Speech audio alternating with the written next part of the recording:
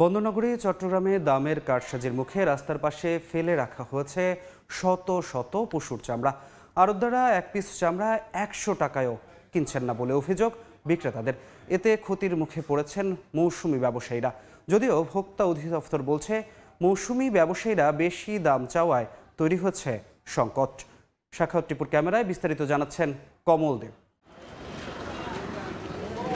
রাস্তার উপর শত শত পিস চামড়া পড়ে থাকার এই চিত্র চট্টগ্রাম নগরের মুরাদপুর আতুরা ডিপো এলাকার আড়তদারদের কাছে বিক্রি করতে না পেরে এভাবে ফেলে রাখা হয়েছে এসব চামড়া। সময় মতো লবণ দিয়ে সংরক্ষণের ব্যবস্থা না হয় চামড়াগুলো এখন নষ্ট হওয়ার পথে। ২৫০ পিস চামড়া আনছে, ওরা কেউ জিজ্ঞাসা করে না এখন পর্যন্ত। অনেক আগে ১০০ টাকা মূল হয়েছে, এখন ওইটাও মূল হচ্ছে না। যারা গদিয়ালা ওরা আসি আমাদেরকে চামড়াগুলো এখানে কি জন্য আমরা আনছি জিজ্ঞাসা করে না, এখন ডাকতেছি দাঁড়াইতেছে না। গ্রাম অঞ্চলের পাশাপাশি বিভিন্ন পাড়া মহল্লা থেকে সংগৃহীত চামড়ার দাম হাঁকা হচ্ছে ১০০ টাকারও কম। কোনো কোনো ক্ষেত্রে আড়তদাররা চামড়া না নিয়ে ফিরে যাওয়ায় ব্যাপক ক্ষতির মুখে পড়েছেন মৌসুমি ব্যবসায়ীরা।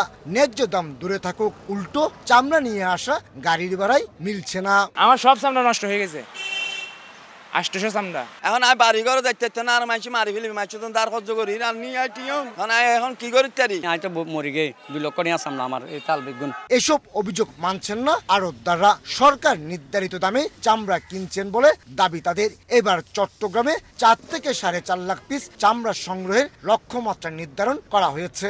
সে অনুযায়ী রেকর্ড চামড়া সংগ্রহ হয়েছে বলে জানান তারা। আমরা ৫০০, ৭০০ টাকা, ৮০০ টাকা এরকম কিনছি।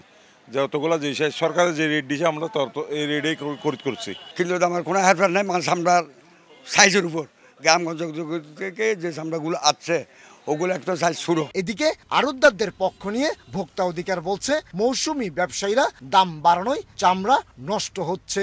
মৌসুমি ব্যবসায়ীদের কিছু মিস্টেকও আছেন। প্রফিট সহ একটা বর্ধিত মূল্যে চামড়া চেয়েছেন, তখন তারা কিন্তু চামড়া বিক্রি করেননি। অধিক লাভের আশায় তারা চামড়ায় লবণ না দিয়ে সেই চামড়া এখন একজন ব্যবসায়ী ফেলে রেখেছেন, সেটা আমাদের কাছে কমপ্লেইন এসেছে। চট্টগ্রামের ২৫০-র বেশি আড়ত এবং গুদামে আগামী ১৫ দিন লবণ দিয়ে এসব চামড়া সংরক্ষণ করা হবে।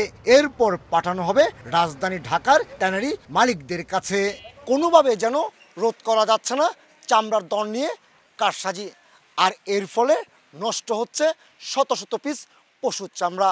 আর ক্ষতির মুখে পড়ছে গ্রাম অঞ্চল এবং পাড়া মহল্লা থেকে চামড়া সংগ্রহকারী মৌসুমি ব্যবসায়ী এবং এই চামড়ার মূল দাবিদার মাদ্রাসাগুলো।